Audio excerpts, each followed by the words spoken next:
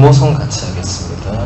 성부와 성자와 성령의 이름으로 같이 합니다. 은총이 가득하신 마리아님 기뻐하소서. 주님께서 함께 계시니 여인 중에 복되시며 태중의 아들 예수님 또한 복되시나이다. 천주의 성모 마리아님 이제와 저희 죽을 때 저희 죄인을 위하여 빌어주소서. 아멘. 네, 오늘은 10계명에 대해서 한번 배워보도록 하겠습니다. 10계명 다 들어보신 적 있어요?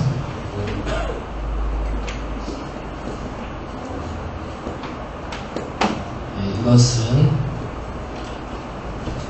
라틴어 데칼로구스를 번역한 건데, 라틴어로 이제 데카 하면 이제 숫자 0입니다. 로고스는 이제 그리스 로고스에서 그대로 온 거죠. 이제 그 말입니다. 그러니까 10가지의 계명을 말하는 거죠. 네. 이것은 구약 성경의 이제 탈출기에 나옵니다. 탈출기 20장에 보면은 20장 1절부터 17절까지가 10계명의 내용이 되겠습니다. 제가 한번 탈출기를 읽어드리겠습니다. 그때 하느님께서 이 모든 말씀을 하셨다. 나는 너를 이집트 땅 종살이하던 집에서 이끌어낸 주 너의 하느님이다. 너에게는 나 말고 다른 신이 있어서는 안 된다. 너는 위로 하늘에 있는 것이든 아래로 땅 위에 있는 것이든 땅 아래로 물속에 있는 것이든 그 모습을 본뜬 어떤 신상도 만들어서는 안 된다. 너는 그것들에게 경배하거나 그것들을 섬기지 못한다. 주 너의 하느님인 나는 질투하는 하느님이다. 나를 미워하는 자들에게는 조상들의 죄악을 3대 4대 자손들에게까지 갚는다. 그러나 나를 사랑하고 내 계명을 지키는 이들에게는 천대에 이르기까지 자애를 베푼다. 주 너의 하느님의 이름을 부당하게 불러서는 안 된다. 주님은 자기 이름을 부당하게 부르는 자를 벌하지 않은 채 내버려 두지 않는다. 안식일을 기억하여 거룩하게 지켜라. 엿새 동안 일하면서 너의 할 일을 다하여라. 그러나 이튿날은 주 너의 하느님을 위한 안식일이다. 그날 너와 너의 아들과 딸, 너의 남종과 여종, 그리고 너의 집짐승과 너의 동네에 사는 이방인은 어떤 일도 해서는 안 된다. 이는 주님이 엿새 동안 하늘과 땅과 바다와 그 안에 있는 모든 것을 만들고 이튿날에는 쉬었기 때문이다. 그러므로 주님이 안식일을 강복하고 그날을 거룩하게 한 것이다. 아버지와 어머니를 공경하여라. 그러면 너는 주 너의 하느님이 너에게 주는 땅에서 오래 살 것이다. 살인해서는 안 된다.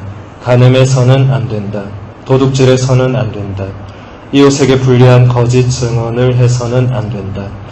이웃의 집을 탐내서는 안 된다. 이웃의 아내나 남종이나 여종, 소나 나귀 할 것 없이 이웃의 소유는 무엇이든 탐내서는 안 된다. 네. 방금 읽어드린 것이 10계명의 주요 내용들입니다. 주요 내용이라기보다는 하나님께서 말씀하신 그대로입니다. 이것을 이제 10가지로 이제 우리가 정리를 해서 이제 첫 번째는 한 분이신 하느님을 음숭하라. 이게 우리의 첫 번째 계명입니다. 한 분이신 하느님을 음숭하라.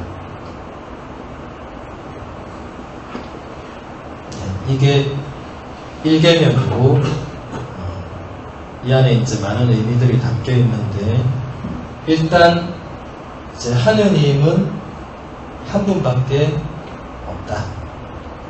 그 이전에 이 이스라엘 백성들은 또 그 당시 시대 상황은 신들이 많았어요.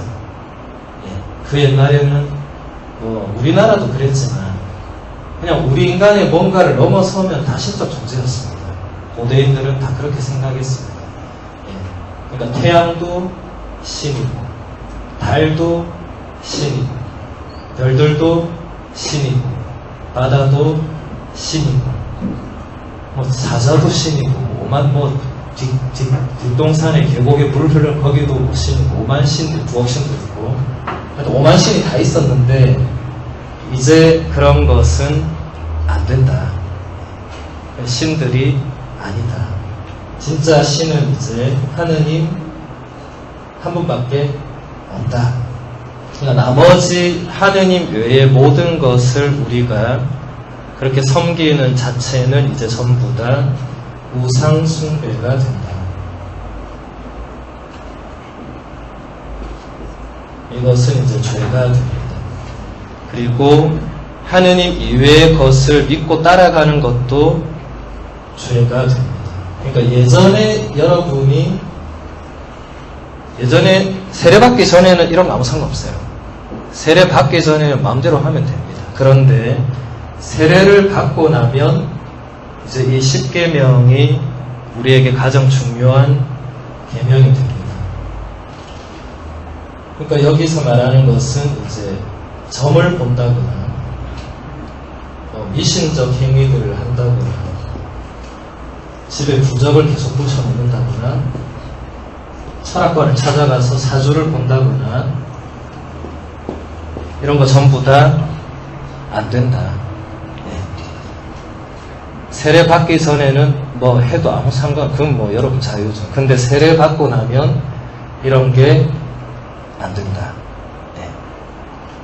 근데 많은 신자들이 세례 받고 나서도 이런 데를 찾아갑니다. 이유가 뭘까요? 이런 데 찾아가면 저는 가본 적은 없지만 갔다 온 사람이 해주는 말 들어보면 뭐 구체적으로 속 시원한 얘기를 해주니까 좋아하는 거예요. 네. 이분은 구체적으로 뭘 얘기하지 않는 것 같습니다. 우리가 볼 때. 근데 여기 있는 모든 분들은 매우 구체적입니다. 누구 아들이 몇 날 며칠 몇 시에 뭘 해야 된다. 이런 식으로 알려주니까 아 그래 하면 되는구나. 근데 그런 것이 우리 신앙에는 이제 맞지 않다. 네. 그리고 많은 사람들이 하느님이 구체적이지 않다고 이렇게 느끼는 것은 제가 늘 강조하지만 하느님에 대해서 몰라서 그렇습니다. 네. 이 성경 안에 성경을 여러분이 읽어보면 하느님의 말씀과 행동은 매우 구체적입니다. 대단히 구체적입니다. 그분은 완전히 살아있는 분입니다. 그게 성경에 기록이 다 되어 있습니다. 네. 그래서 이런 행위들은 앞으로는 안 된다. 세례받기 전까지 된다고 해서 세례받기 전까지만 집에 부적 붙여내지. 그러시면 안 된다. 네. 오늘 이후로 이런 거 다 떼고 갖다 버려야 돼. 네. 자, 그러면 어떤 사람은 우리 성당에 이제 그 성화상이라는 게 있습니다. 어디 갔지? 아, 저 뒤에 있네요. 저기 걸려있는 저는 십자가라든지 여러분 바로 요 밑에 보면 성모님 동굴 있죠. 그래서 성모상이라든지 뭐 여러분도 가지고 있을 뭐 묵주라든지 뭐 성가정상이라든지 뭐 성인상이라든지 네.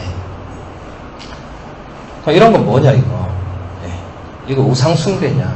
아닙니다. 이것은 말 그대로 성화상 공격이라고 합니다. 네. 이미 우리 교회 역사 안에서 이 성화상 때문에 한번 크게 충돌이 났습니다. 어떤 사람은 이런 거 다 우상숭배니까 안 된다. 그래서 다 부수고 난리를 쳤어요, 한번. 네.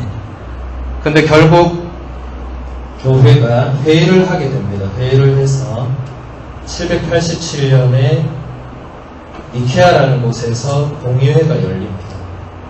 거기서 이런 것들은 우상숭배가 아니다라고 교회가 결정을 해입니다.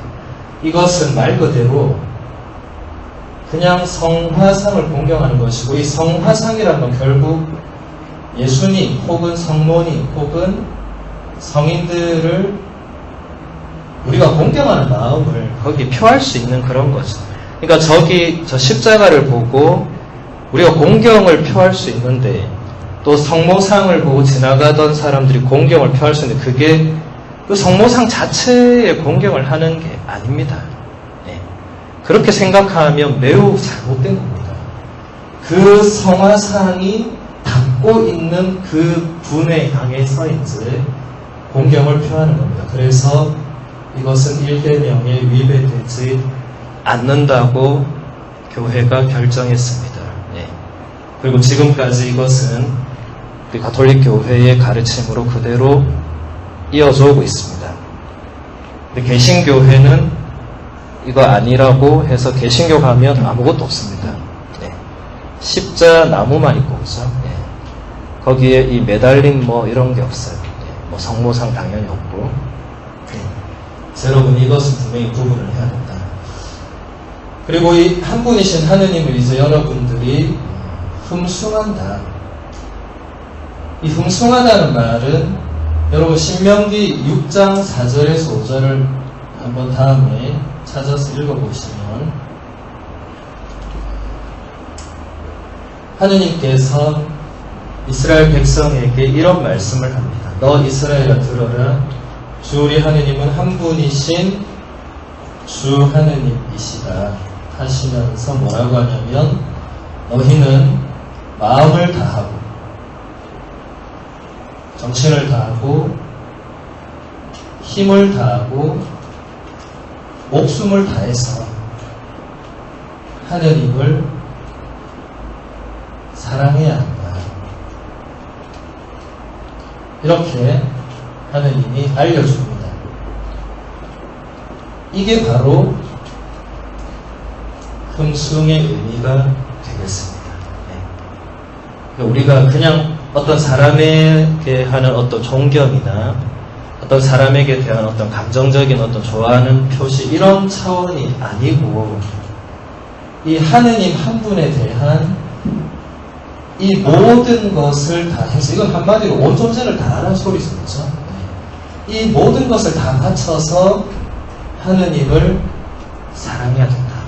이것이 첫 번째 계명입니다.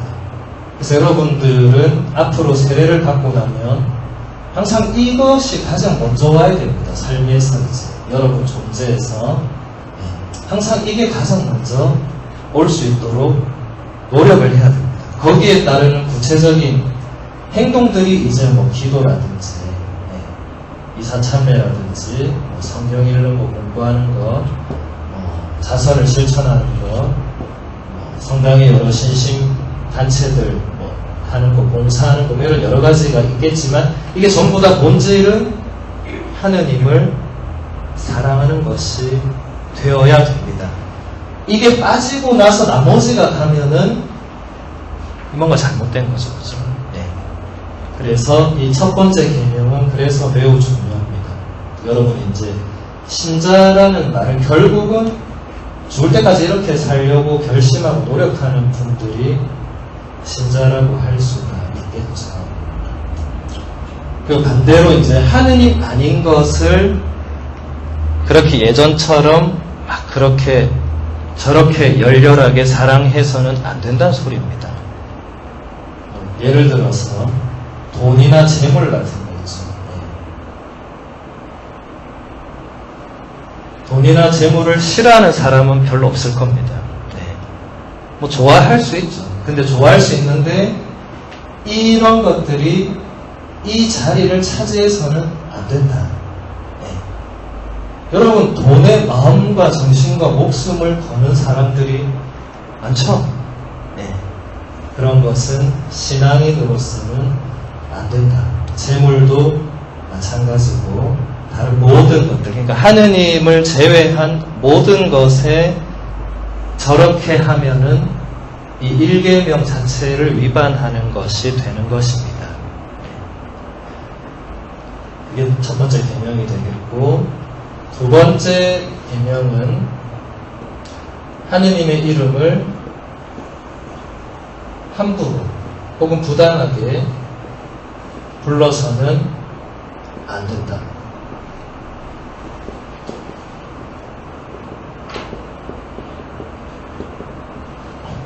구약 성경에 보면 하느님이 모세에게 이름을 알려줍니다. 모세가 묻습니다. 당신의 이름이 뭐냐? 왜냐하면 신들이 다 그때 이름이 있었어요. 뭐 지금도 신들은 다 이름이 있죠. 제우스다, 뭐 올림푸스다.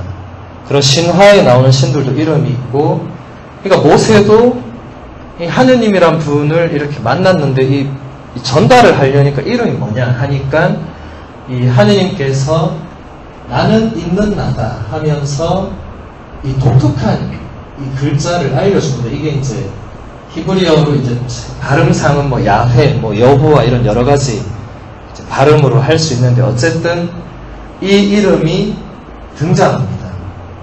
근데 이스라엘 백성들은 이 계명 때문에 이 이름을 결코 입에 담지 않았습니다. 예.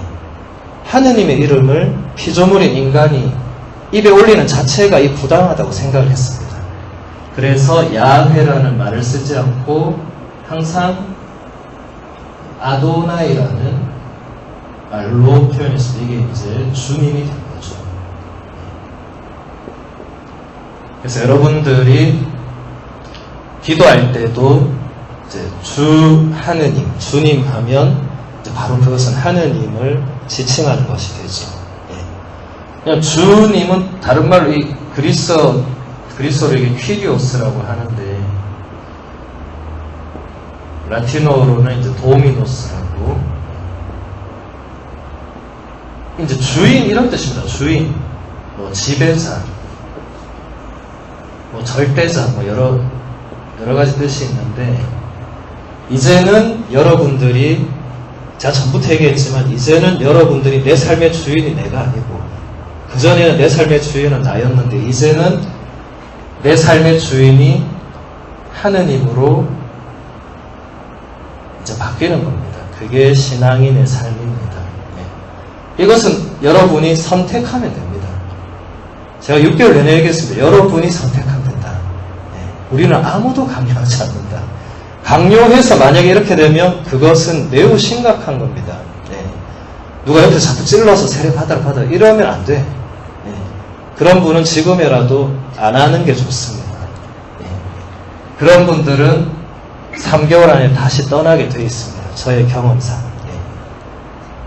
그래서 이제는 앞으로 여러분들이 이제는 내 삶의 주인, 내 삶의 주도권을 내가 가지지 않고 하느님께 맡긴다. 네. 그래서 여러분 이제 앞으로 신자가 되면 해야 되는 기도들이 있습니다. 아침에 눈을 뜨면 아침 기도를 바치고 하루 일과를 마감하면 또 저녁 기도를 바치고 네. 또 틈날 때 묵주 기도도 바치고 이제 이런 기도를 왜 해야 되느냐? 바로 이것 때문에 그렇죠. 네. 이제 내 삶의 주인이 내가 아니라는 것을 이렇게 드러나는 겁니다. 예. 오늘 하루를 시작하면서 하느님께 이 하루를 봉헌하고 맡기는 겁니다. 그리고 내 뜻이 아니라 하느님의 뜻대로 이 하루를 살게 해달라고 청하는 겁니다. 또 이 하루를 지켜달라고 악으로부터 지켜달라고 그렇게 또 청하는 거죠. 그러니까 여러분들이 이 하느님의 이름을 함부로 불러서는 안 된다는 것은 결국은 이제 더 이상 내가 내 삶의 주도권을 나에게 두지 않고 오직 하느님께만 드린다. 이런 의미가 있고 실제로 또 하느님의 이름을 여러분들이 기도나 찬미의 목적 이외에 그냥 부르는 것은 안 됩니다. 예전에는 아무 상관없었습니다. 그래서 외국 사람들 보면 뭐 그냥 이 하느님의 이름 뭐 이런 걸 쉽게 입에 막 올리죠, 그죠? 그거 다 잘못된 겁니다. 근데 그들은 신자가 아니니까 그렇게 하든 말든 뭐 우리가 어떻게 할 수 없지만 이제 신자가 되면 그렇게 하느님의 이름을 그냥 막 불러서는 안 되겠죠. 하느님이 여러분 옆집 친구가 아니잖아요. 네. 하느님은 그런 분이 아니잖아요. 여러분이 하느님의 이름을 어떻게 부르느냐에 따라서 여러분의 신앙도 거기에 드러나게 됩니다. 네. 그러니까 이스라엘 백성들이 하느님의 이름을 함부로 입에 담지 않았다는 것은 그만큼 하느님을 엄청나게 경외했다는 거겠죠. 정말 공경하고 두려워하고 이 절대적인 분으로 모시고 섬겼다는 표현이 되겠죠. 네. 그러니까 하느님은 1차적으로는 그런 분이 맞죠. 창조주 하느님이고 초월적인 신이잖아요. 그렇죠? 네. 당연히 우리가 그런 공경과 흠숭의 예를 갖추는 것은 마땅합니다. 네. 그래서 함부로 아무 때나 불러서는 안 되지만 기도와 찬미와 이런 것을 드릴 때는 당연히 또 불러야 되죠. 여러분, 기도할 때는 하느님의 이름을 반드시 불러야 됩니다. 그래서 우리가 기도할 때 제일 처음에 하는 게 뭐죠? 성호경을 듣잖아요. 그죠? 이 의미는 전에 제가 설명했어요. 뭐라고 했죠? 이게 거룩한 성자의 부를 호적이니까 거룩한 이름을 부르는 기도이다. 성부와 성자와 성령의 이름을 부르면서 우리는 기도를 시작하고 하루를 시작합니다. 우리 교회의 모든 기도는 성호경으로 시작하고 마치게 되어 있습니다. 이거 없이는 이거 없어도 기도를 할 수는 있겠죠. 근데 기도라는 건 대상이 있어야 됩니다. 대상. 그냥 나 혼자 중얼중얼거리는 건 독백이죠. 그렇죠? 어떤 대상을 향해서 뭔가를 제가 지난주에 얘기한 뭐 청원, 감사, 뭐 이런 모든 것을 뭔가 드릴 대상이 있어야 돼요. 그 대상이 바로 이 성부, 성자, 성령 하느님이시죠. 그래서 거룩한 이름을 우리가 부르면서 기도를 시작을 합니다. 근데 여러분, 여기서 결코 착각하지 말아야 될 것이, 그렇다면 하느님이란 존재가 우리가 이렇게 안 부르면 우리가 안 보고 사느냐? 우리가 부를 때만 하느님이 우리의 기도를 듣고 우리가 안 부르면 저분은 어디서 우주 멀리 떨어진 곳에서 뒷짐지고 있는 그런 할아버지 같은 분이냐? 그건 아닙니다. 네. 우리가 이 성호경으로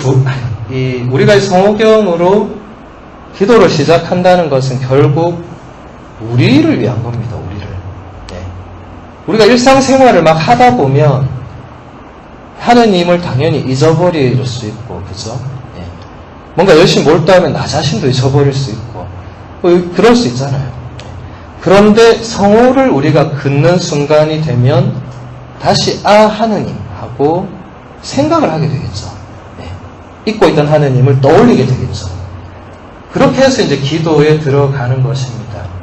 그래서 여러분, 성호경은 그냥 아무 때나 이렇게 막 끊는 게 아니고, 이 성호경도 기도입니다. 기도.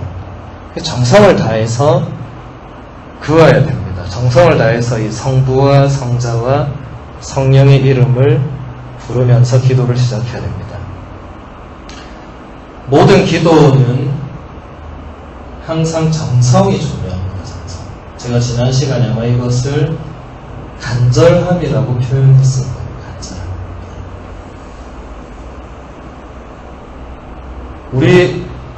우리 속담에도 그런 말이 있죠. 지성이면 감성이다. 무슨 말이죠? 지극한 정성은 하늘도 감동을 시킨다. 이런 거죠. 그래서 네. 같은 맥락입니다. 여러분, 기도할 때 정성을 다하면 뭔가 하나님도 응답을 주시겠죠. 근데 뭐 해도 그만, 안 해도 그만, 뭐 그냥 습관적으로 하고 이러면 그만큼의 어떤 대답이 오기는 어렵겠죠. 온다 해도 못 느낄 수 있겠고. 네. 그래서 이런 것이 필요하다. 이게 두 번째 계명의 내용이 되겠습니다. 이제 세 번째는 우리는 이제 주일을 거룩하게 지내라. 근데 아까 우리가 들었을 때는 아까 하느님께서 뭐라고 했죠? 안식일을 기억하여 거룩하게 지켜야 한다. 네. 안식일은 뭐고 주일은 무엇일까요? 창세기 1장에 보면 이제 천지 창조 이야기가 나옵니다. 네. 여러분 다음에 읽어보시면 됩니다. 그러면 첫째 날에는 빛을 만들고 둘째 날에는 이 묵과 뭇을 가르고 이런 식으로 쭉 해서 여섯째 날에 이제 마지막으로 사람을 만들고 일곱째 날에 하느님이 쉬셨다는 표현이 나옵니다. 근데 창조 이 이야기는 굉장히 설화 요소가 많이 들어간 이야기입니다. 네. 6일 동안 창조를 했는데 이게 실제로 6일에 그렇게 일어났다 이런 이야기는 아닙니다. 왜냐면 그걸 본 사람이 없잖아요. 아무도 벌써 창조하는데 누가 봐 창조나 아무것도 없는 거를 만드는 건데 그런 거는 의미는 아니고, 근데 여기서 중요한 것은 그렇게 하느님께서 뭔가 창조를 하시고 나서 하느님이 쉬셨다는 표현이 나와요. 근데 하느님은 이 절대적인 어떤 신적인 존재인데 뭐 그 휴식이 필요하나? 우리는 이 피조물이고 사람이니까 하루에 최소 한 5시간, 6시간 잠도 자야 되고 일을 열심히 하면 좀 쉬어줘야 되고, 그렇지만 하느님은 그런 존재는 아닌데 하느님이 쉬셨다는 것은 결국은 우리 인간을 위한 것이겠죠. 그러니까 아까도 여기 보면 이렇게 되어 있죠. 안식일을 기억하여 거룩하게 지켜라. 엿새 동안 일하면서 너의 할 일을 다하여라. 그러나 이렛날은 주 너의 하느님을 위한 안식일이다 하면서 그날은 어떤 일도 해서는 안 되고, 이것은 주님께서 엿새 동안 하늘과 땅과 모든 것을 만들고 이렛날에 쉬었기 때문이다. 그러므로 주님이 안식일에 강복하고 그날을 거룩하게 한 것이다. 이렇게 말씀을 하십니다. 그러니까 결국 하느님이 이렇게 안식일을 만드신 것은 사람을 위해서입니다. 우리는 쉬어야 됩니다.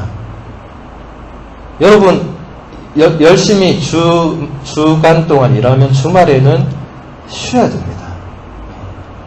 잘 쉬는 것이 매우 중요합니다. 근데 제가 전에도 말씀드렸지만 우리 한국 사람들은 보면 쉴 줄을 모르는 것 같아요. 쉬는 날에 쉬는 한국 사람이 없어요. 한국 사람들은 쉬는 날에 쉬지 않고 다른 뭔가를 끊임없이 합니다. 여러분도 여러분 쉬는 날 뭐 하는지 돌아보세요. 진짜 쉬는 날 뭐 하는지. 아무것도 안 해야 되는데 여러분 쉬는 날들 더 바쁩니다. 아침부터 더 바빠요. 물론 일면 이해는 되지만 우리는 좀 쉬는 거를 좀 배워야 되지 않나. 저는 이렇게 유럽에서 이렇게 살면서 이렇게 유럽 사람들에게 배운 큰 것 중에 하나는 그들은 쉴 때 정확하게 쉰다는 겁니다. 그들은 쉬는 날은 진짜 쉽니다. 뭐 특별한 걸 하지 않아요.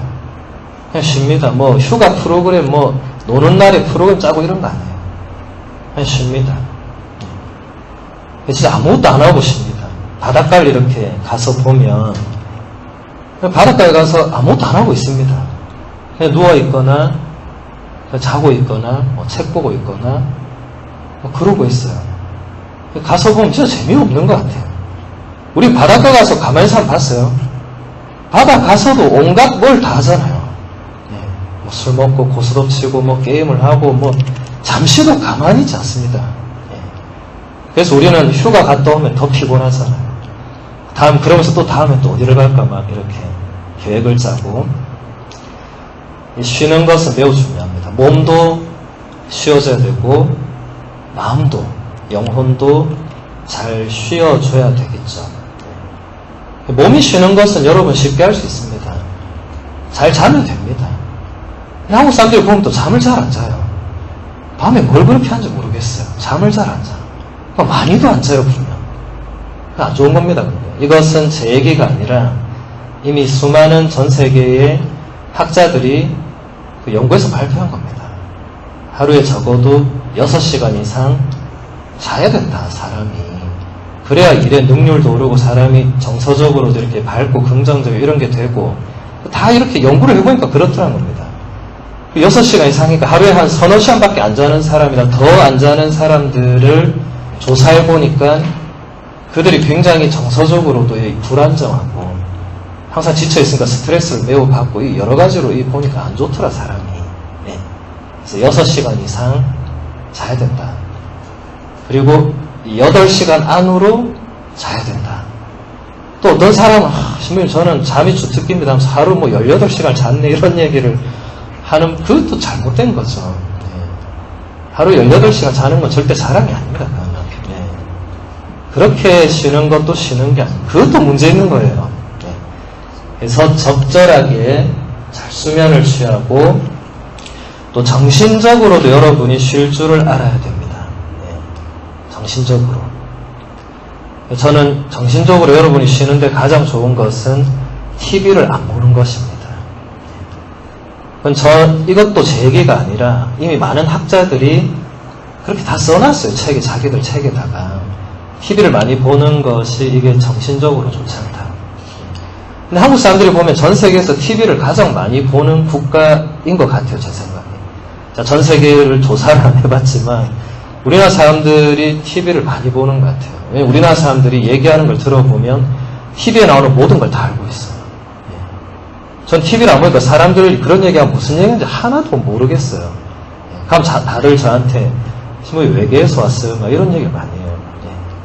그러니까 뭔가 다른 삶을 살고 있는 거죠. 그죠? 같이 이 지구 안에 같이 부산 땅에 살고 있는데 저는 무슨 외계인처럼 살고 있고 나머지 사람들은 TV 속 세상을 굉장히 많이 알고 있고 그거 좋은 거 아닙니다. TV는 작게 볼수록 좋습니다. 제일 좋은 건 안 보는 게 제일 좋습니다. 유럽 사람들 보면은 유럽 사람들은 축구를 광적으로 좋아해요. 축구는 봅니다. 직접 보든지 TV로 보든지. 좋아하니까. 근데 그 외에는 TV를 잘 안 봅니다. TV 없는 집도 많고, 집에 가도 TV를 틀어놓거나 이러지 않습니다, 잘. 그 대신 책이나 신문이나 그런 걸 더 많이 읽습니다. 근데 우리는 보면은 집에 TV를 24시간 틀어놓는 사람들이 있어요. 뭘 하든 안 하든, 보든 안 보든 또 틀어놓는 분들이 계십니다. 그거 안 좋은 거예요. 정서적으로 안정되어 있지가 못한 겁니다. TV를 안 보면 너무 외롭고 쓸쓸하다고 하는 분들이 있는데, 저는 20년 넘게 TV를 안 봤지만, TV 안 본다고 외롭고 쓸쓸한 적은 한 번도 없었습니다. 그 시간에 다른 거 하면 됩니다. 할 거 많아요.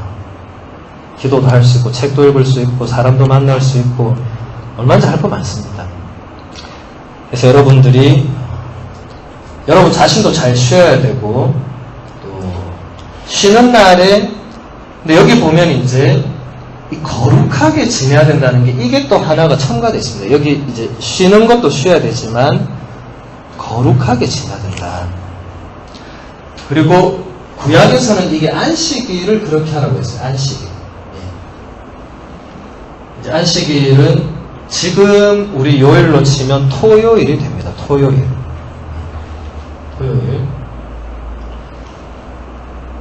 그런데 이제 우리는 주일을 거룩하게 지내라고 바꿨습니다. 안식일은 지금도 유대인들이 지키고 있는 토요일입니다. 그래서 지금도 전 세계 모든 유대인들은 금요일 저녁 해가 지고 난 이후부터, 그러니까 6시쯤 이후부터는 아무것도 하지 않습니다. 안식일에 들어가기 때문에 그 하루는 아무것도 할 수 없고 해서도 안 되고 아무것도 안 합니다.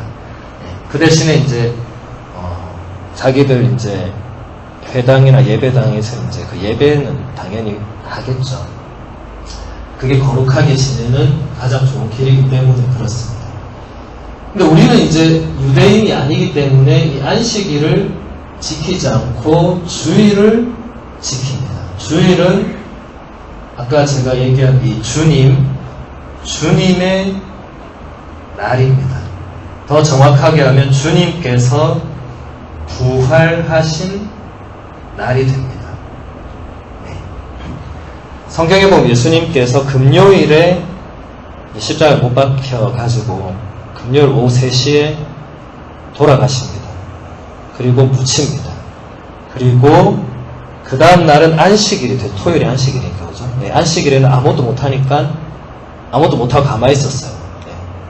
그리고 안식일 다음 날, 지금은 우리로 지금 주일, 세상 사람들은 일요일이라고 하고 우리는 주일이라고 하는데, 안식일 다음 날 이제 마리아 막달레나가 무덤에 가서 보니까 이제 무덤이 비어 있고 예수님이 이제 보이지 않고 부활하신 예수님을 그때 이제 제자들이 만나게 됩니다. 그러니까 주님께서 부활하신 그 날이 이제는 우리에게는 안식일의 날과 같은 의미를 지니게 됩니다.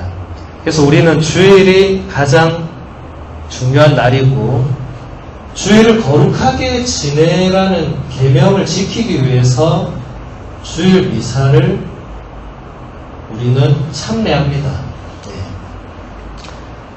우리가 가장 뭔가 거룩하게 할 수 있는 것은 미사에 참례하는 겁니다. 나 혼자 집에서 기도하는 것보다 미사에 참례하는 것은 그 어떤 다른 기도도 대체할 수가 없습니다. 그래서 주일 미사를 우리 교회는 이 계명에 따라서 의무적으로 참여하도록, 의무적으로 봉헌하도록 하고 있습니다.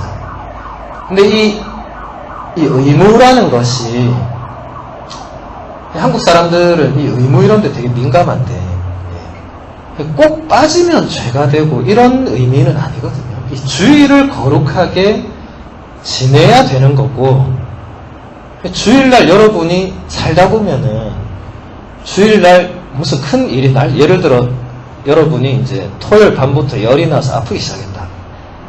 주일 하루 종일 그냥 토요일 전부터 주일 하루 종일 들어누워서 진짜 꼼짝을 못했어. 네. 미사시간 다 지나갔어. 그럼 어떻게 해야 됩니까, 그러면? 그럼 여러분이 고의적으로 주일을 거룩하게 안 지내고 이런 게 아니잖아요, 그죠? 네.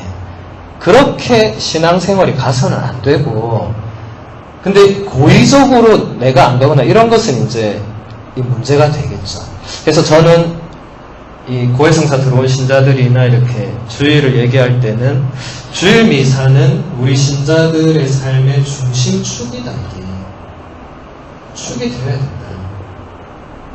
여러분 축이 뭔지 알죠? 어떤 이 중심이 있고 이 축이 있으면서 이렇게 뭔가가 이제 돌아갈 수 있는 거죠, 그렇죠? 네.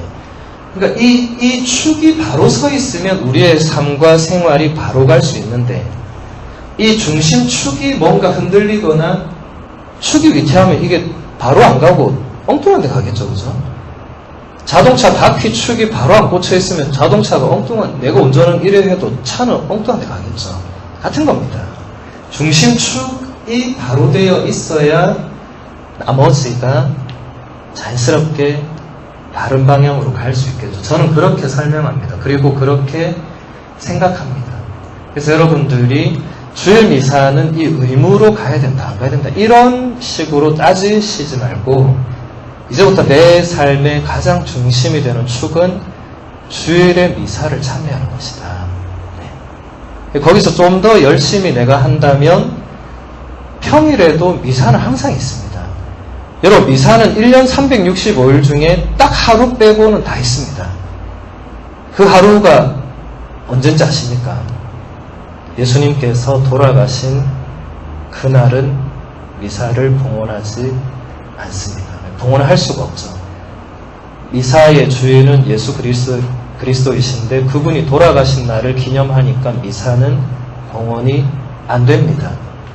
그날 외에는, 근데 그날 미사는 봉헌 안 되지만 그날 또 주님 순환 예식이라고 해서 주님의 순환과 죽음을 묵상하고 우리 함께 공동체가 이렇게 하는 예식이 있습니다. 그걸 참석하시면 됩니다.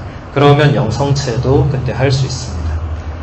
근데 그 외에 모든 날은 미사가 있습니다.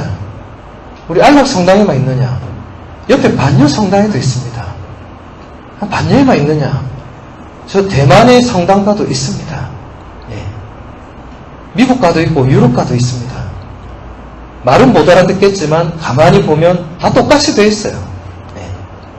미사는 전 세계에서 날마다 매시마다 거행됩니다. 아마 인류의 이 종말, 이 세상의 종말 때까지 미사는 계속 봉헌될 것입니다. 그래서 여러분들이 마음만 먹으면 어떤 미사든지 참여하면 됩니다. 네. 우리 안락성당 신자는 뭐 기본적으로 안락성당에 와서 미사를 드리는 게 맞죠. 네. 근데 여러분 살다 보면 어디 주말에 이용해서 어디 딴 데 가면 거제도 놀러 가면 거제도에 성당 많습니다. 널려 있습니다. 인터넷에 치면 됩니다. 내가 이 숙박을 잡은 숙소에 가장 가까운 성당을 치면 거기 뭐 거제도 지세포 성당이 뜹니다. 가면 이제 지세포 성당 미사 시간을 보고 가서 미사 드리면 됩니다. 예. 아무도 거기에 대해서 뭘 하지 않습니다. 우리는 개신교와 다르기 때문에 아무 성당 가면 됩니다. 가서 미사 드리면 됩니다. 그래서 이건 중심축이다. 그래서 여러분들이 주일 미사를 중심축으로 삼고 가능하다면 평일도 미사를 매일 오면 좋겠지만 그건 쉽지 않겠죠. 여러분 이렇게 일도 해야 되고 이 성당을 한번 왔다 가는 게 어쨌든 시간을 많이 소요합니다. 그죠? 네. 근데 그렇게 지향을 자꾸 여러분의 삶의 중심을 신앙을 자꾸 그 중심에 두는 게 중요합니다. 그래야 점점 신앙인이 되는 것이지 그냥 주일에 이제 미사만 오고 평일은 평소처럼 살고 세례받기 전처럼 살다가 또 주일에 미사만 오고 이거는 신앙인의 삶이라고 하기는 어렵습니다. 네. 그래서 점점 더 여러분 삶의 중심에 하느님, 신앙이 중심으로 갈 수 있는 그런 여러분이 되시면 좋을 것 같습니다. 네 번째 계명은 아까 하나님 말씀하셨죠. 아버지 어머니를 공경하라. 그래서 우리는 부모에게 효도해라. 부모님께 효도하는 것은 이 10계명의 4계명 아니어도 전 세계 모든 윤리 도덕 책에 다 나오는 거고 우리는 말 안 해도 다 아는 것입니다. 말 안 해도 아는데 왜 저래 말할까? 그만큼 중요하다는 거겠죠.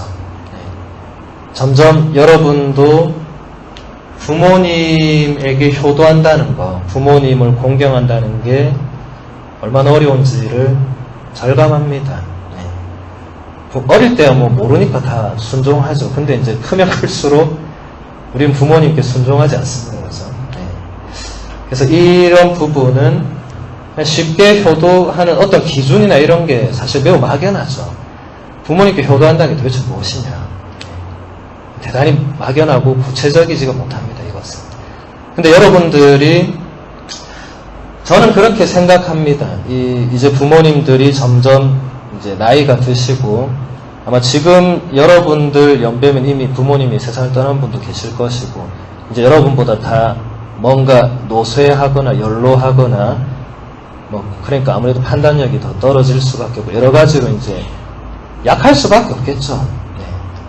근데 그럼에도 불구하고 그런 부모님을 내가 끝까지 그래도 공경하는 마음, 그분들을 존경하는 마음, 또 그분들의 뜻을 최대한 내가 받아들이고 인정해주는 마음, 그런 마음들이 중요하지 않나. 네. 뭔가 우리가 구체적으로 행동하는 것보다 물론 행동도 하면 좋겠죠. 그런 마음들을 가지고 있으면은 그게 자연스럽게 행동으로 나오겠죠. 네. 그래서 이것은 뭐 제가 그렇게 긴 말을 할 필요는 없다고 생각합니다. 항상 우리는 항상 불효자라는 생각을 할 수밖에 없죠. 그죠? 네. 저는 유학 갔다 오니까 사람들이 너는 유학한 그 자체가 부모에게 불효한 거다 이런 얘기를 하더라고요. 7년 동안 한 번도 안 찾아간 그게 불효지 뭐냐고 이렇게.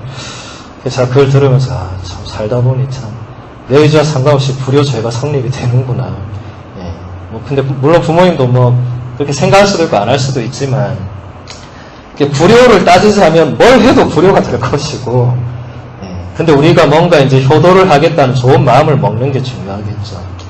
그리고 반대로 또 여러분들이 자녀에게 이제 여기 있는 분들은 자녀가 있는 분들이 많으시니까 자녀에게도 우리가 마찬가지로 그런 사랑을 쏟고 해야 되는데 우리나라 사람들, 우리나라 부모님들의 자식 사랑을 보면은 우리는 죽을 때까지죠, 그죠? 예. 자식이 성인이 되고 나도 부모는 자식을 계속 케어를 합니다. 근데 제가 유럽에 가서 보니까 만 18살이 지나고 나면 법적으로도 부모는 자녀를 이렇게 부양할 책임이 전혀 없어지고 특히 독일 같은 경우는 만 18살 지난 자녀는 집을 나가야 돼. 있으면 안 돼. 남의 집에 불법 거주하는 거예요. 나가야 돼. 그러니까 그런 것들이 물론 문화적인 차이와 여러 그게 있겠지만 중요한 것은 이 유럽은 이 어린 자녀라 해도 그 사람을 어떤 한 개인의 인격적인 주체로 굉장히 존중하는 그런 게 있는 것입니다. 그러니까 우리 부모님들이 자칫 잘못 가지신 게 내 뱃속에서 나온 새끼니까 내가 제일 잘한다 하면서 자녀가 30, 40이 돼도 계속 막 그냥 자기 뜻대로 하려고 하고, 그죠? 예. 그런 거는 좀 문제가 있겠죠. 예. 20살 넘었으면 그 사람은 성인이죠, 성인. 예. 물론 부모 눈에는 한없이 아이같이 보이겠지만 성인입니다. 이미 본인 스스로 생각하고 판단하고 결정하고 다 할 수 있는 거죠. 예. 그래서 그런 것을 인정해주고 놓아주는 것이 중요합니다. 여러분, 이렇게 독소리, 자연에서 우리가 이렇게 많은 것을 배울 수가 있는데, 여러분, 독수리가 이렇게 새끼를 날게 하는 거를 어디 동물연구 이런 데서 보시거나 들으신 적이 있을 거예요. 이 새끼 새가 처음에는 이제 뭐 아무것도 안 되니까 이제 어미새가 맨날 먹이 물어주고 막 이렇게 하다가 이제 어느 순간이 딱 돼서 이제 얘들이 좀 날 수 있겠다 싶으면 이제 낭떠러지로 다 데리고 갑니다. 데려와서 하나씩 낭떠러져서 뒤에서 발로 걷어찹니다. 엄미새가 저 걷어차요.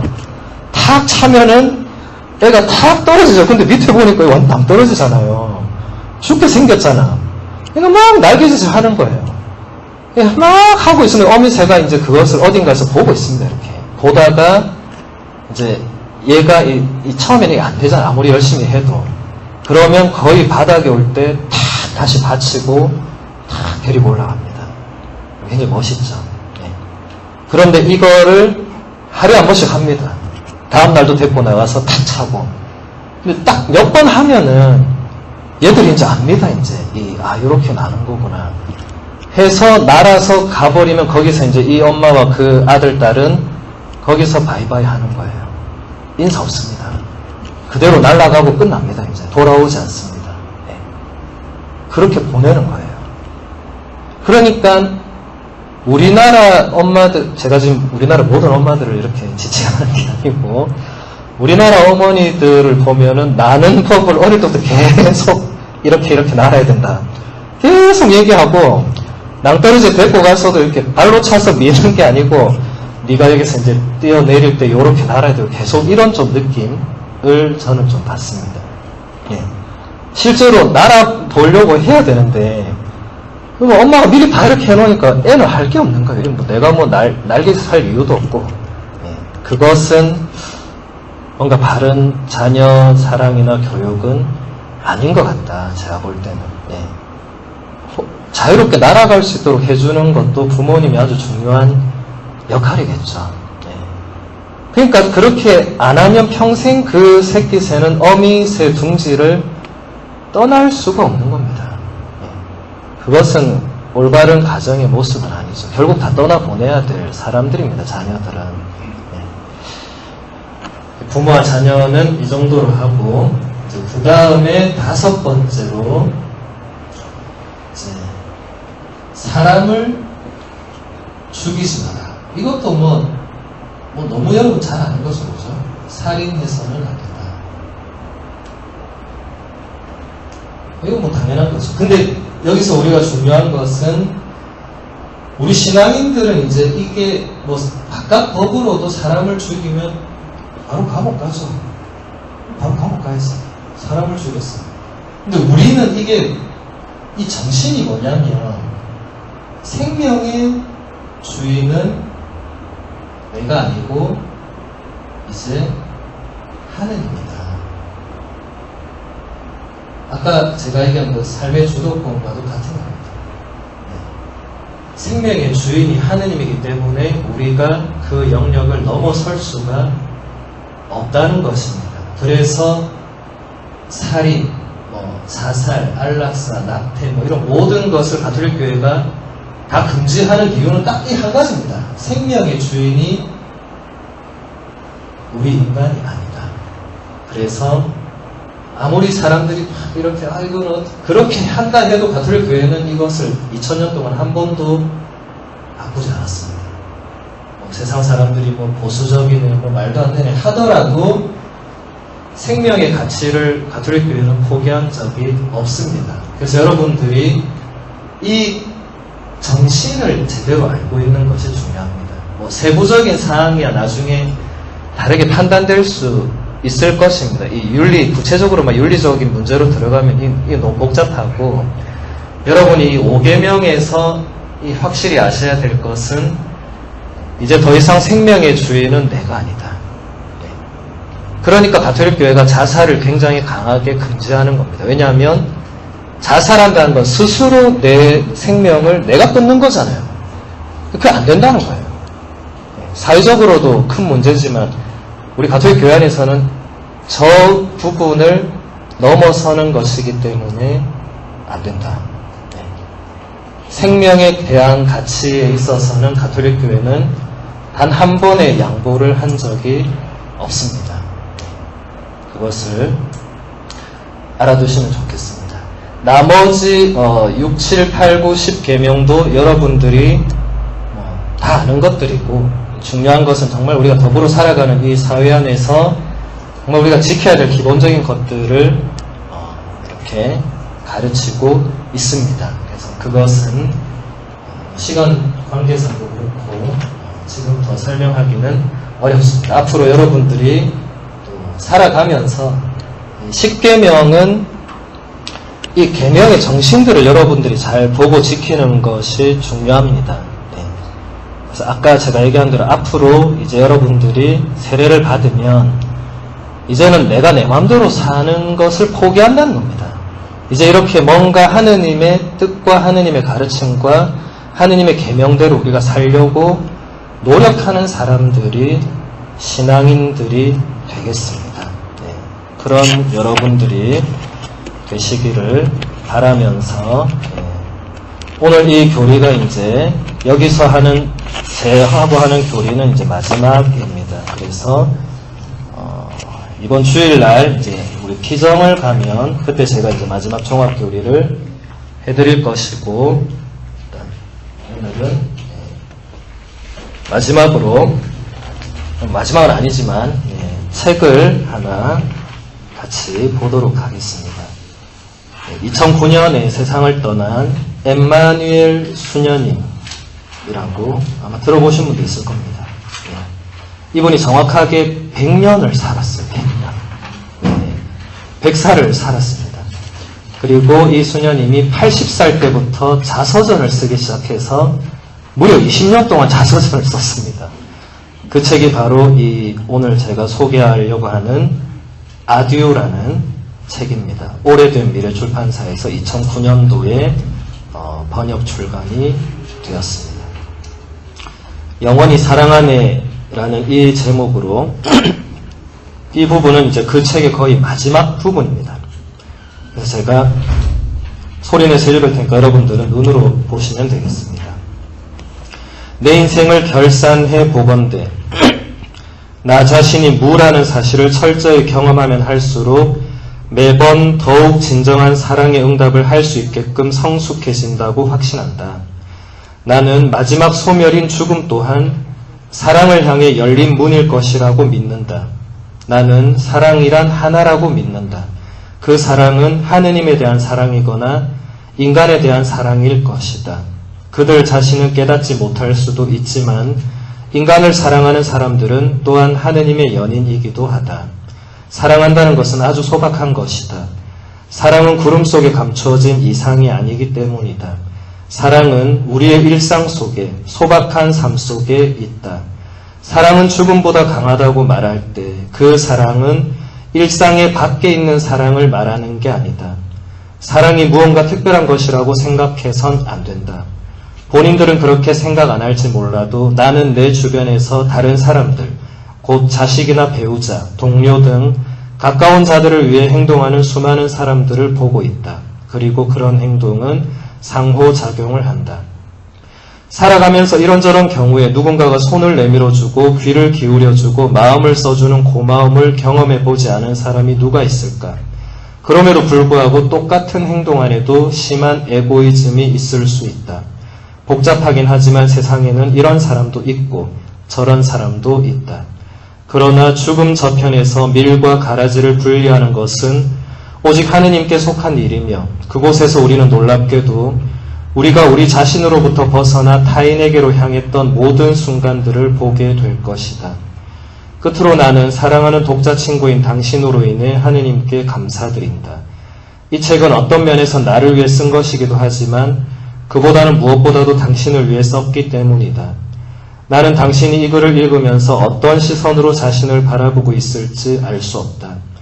일상의 무게와 살아온 횟수의 무게를 짊어지고 있는 당신은 어쩌면 앞으로 가능한 성공이나 아니면 이미 성취한 성공으로 인해 행복한 희망으로 부풀어 있을 수도 있다.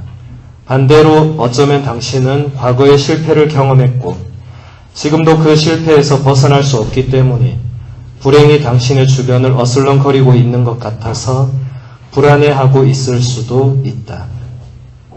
우리들 모두가 그렇듯이 아마도 당신은 행복과 불행의 감정을 차례로 모두 겪었을 것이다. 그런데 영원의 관점에서 보면 이 모든 것은 상대적이다. 확실한 가치가 있는 유일한 기준은 사랑이다. 그 사랑의 무게로 따졌을 때 다소 성공한 삶들이 있긴 하다. 그러나 겉으로 보기엔 어떠하든지 사랑이라는 기준을 놓고 보면 어떤 삶도 실패한 삶은 없으며 어떤 삶도 그 자체만으로 승리한 삶은 없다. 사랑에는 한계가 없고 사랑은 결코 획득되는 것이 아니며 또한 사랑은 생각처럼 그렇게 단순한 것이 아니기 때문이다. 이 땅의 그 누구도 자신이 완벽한 사랑을 했다고 말할 수 없다. 반대로 어느 누구도 자신이 사랑에서 완전히 실패했다고 할 수 없다. 사랑하는 데 성공하지 못한 사람들, 사랑하지 못했던 사람들, 선한 도둑처럼 타인을 죽일 정도로 자기 자신을 더 사랑했던 자들조차도 한순간 타인에게 사랑의 마음을 보여주었거나 정의를 요구했거나 마지막 순간이라도 무한한 자비를 구했다면 하느님의 사랑을 받아들일 수 있다. 하느님의 사랑은 언제라도 부어질 준비가 되어 있기 때문이다. 어떤 삶도 완벽할 수 없으며 어떤 삶도 완전한 실패가 아니며 모든 삶은 구원받을 수 있다. 사랑하는 독자여, 나는 당신 곁에 아주 가까이 있다. 왜냐하면 나는 사랑의 하느님 곁에 있기 때문이다. 나는 당신에게 한 가지 사실을 알려주고 싶다. 당신은 스스로 생각하는 것보다 훨씬 더 많이, 더 깊이 사랑할 수 있는 능력을 지니고 있다. 당신의 마음속 깊은 곳으로 내려가 보라. 그러면 거기서 사랑의 불꽃을 발견하게 될 것이다.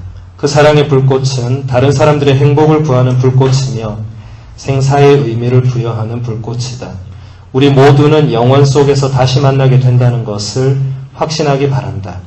사랑하는 사람은 결코 죽지 않기 때문이다. 그것은 무한한 신비이지만 나는 그 신비를 체험했고 그 신비를 통해 살았다. 나의 친구인 독자여, 당신을 위해 나의 마지막 남은 힘을 다해 이렇게 고백하고 싶다. 어떤 일이 있더라도 지금은 여전히 가장 위대한 사랑의 계절이라고. 이게 100년을 사신 어느 노수녀님이 마지막으로 우리에게 남기신 글입니다.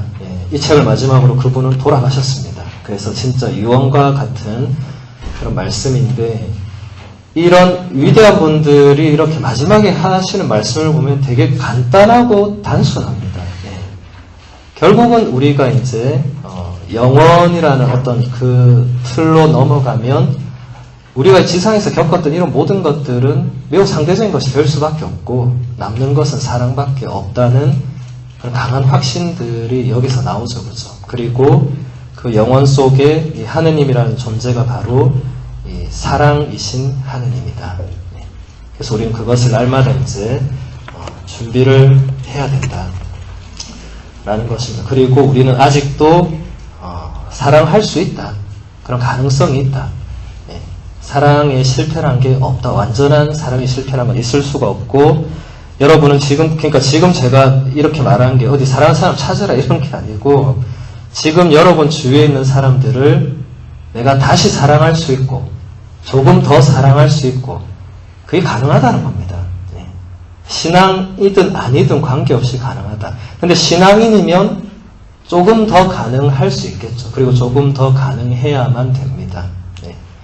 왜냐하면 하느님이 그런 사랑 자체이신 분이고 우리를 사랑하시고 여러분이 그것을 이제 앞으로 계속 배우고 체험하면서 깨달아 나가는, 죽을 때까지 깨달아 나가는 이 여정이 바로 신앙생활이기 때문입니다. 오늘은 여기서 마무리를 하고 이번 주일에